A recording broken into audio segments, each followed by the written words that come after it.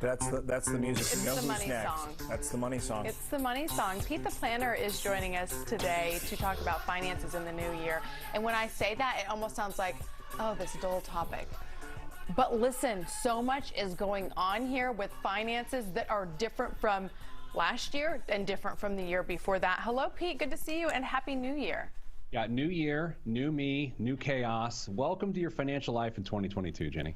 Yeah, totally. So the IRS, they haven't even really started things yet, Pete, and they're already saying, so just so you guys know, the refund checks are going to be delayed. It's like, wait, I haven't even set anything in yet. How do you know? They just know it's going to be late. So that's going to impact people. Yeah, here's the thing. 2020 was a year where we all sort of clutched our pearls and we're like, oh my gosh, what's about to happen? And weirdly, 2020 was the best personal finance year ever.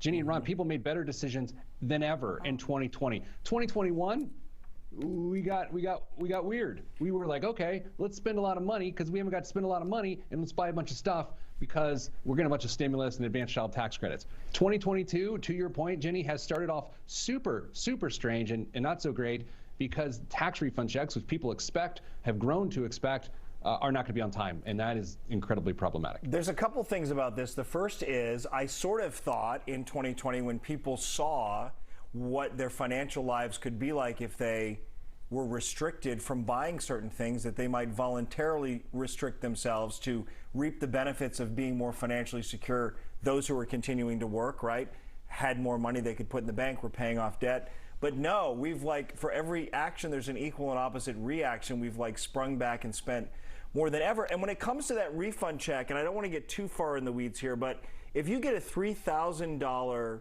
refund, you essentially gave the government $250 a month for 12 months last year. You could have just taken more deductions on your W-4, correct? Yeah, and gotten that $250 in your pocket and paid down debt with it throughout the year. Yeah, you are so right. Now, Ron, the thing is, all of us have different behavior sort of mechanisms. Some of us do better with a lump sum in March and April. Some of us do better with that extra $250 a month, just like you talked about. The reality is most people depend on the lump sum. I'm going to hit you with some stats here super quick. 86% of people who have not been paying student loans for the last 23 months are unprepared to start paying their student loans again next month.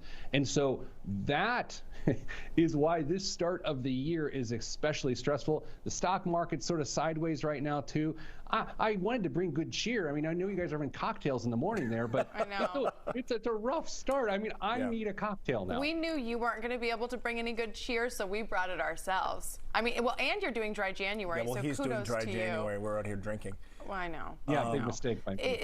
How do people get back on track if they're kind of feeling like, okay, I was maybe, I don't want to say people were living large because it's not like people were getting massive infusions of money, but perhaps they were getting a little bit more than they were used to, and then they became accustomed to that. How do people sort of rein it back in and get back on track? Think of May of 2020.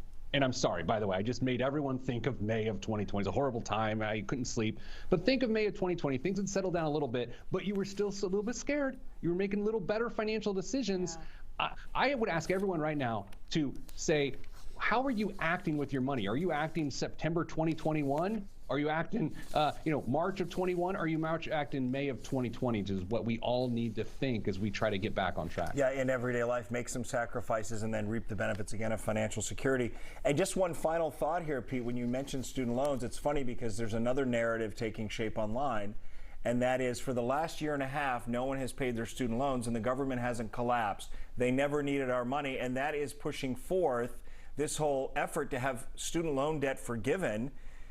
And the premise here is that these students have been taken advantage of with these loans. Well, I will note this, it's never going to happen. Never going to happen. They're never going to be mass forgiven. And by the way, people say things like this, and then I have to come back and apologize years later on your program. Well, but it's never going to happen. If we're here years from now, that'll be we'll be toasting again, Pete. We'll be we'll be toasting again if we're having this conversation again. But I think it's important for you to say that definitively because there's also just sort of this air of people thinking this is obnoxious. There's no way I'm going to have to pay all this back. And then reality hits and it's really depressing. The tough part is it will make, and no one wants to hear this, it will make college more expensive. Okay, so going forward, it solves the now, ruins the later. Yeah. If we mass forgive student loan debt. By the way, I'm all for it. I mean, I want people to have some relief. It's just never going to happen. Well, the other thought is we've spent trillions of dollars to prop up the economy, but you can't forgive these. I mean, literally, it's almost created kind of, for lack of a better term, a sense of entitlement about how much we should be given or how much should be forgiven. So interesting conversation. Pete, thank you. Good to see you. Happy New Year, guys. Good luck with the rest of January, Pete. Oh, yeah, I need it. Hello to the Cheers to family. PeteThePlanner.com is his website. You can find him on social media at Pete the Planner, and he's got a podcast where he gives lots of relevant I think financial Pete has a information real as well. gift. He has a real gift that he's able to take otherwise complicated, and he's able to speak to people in terms that are so understandable. I think he's remarkable. We'll be back with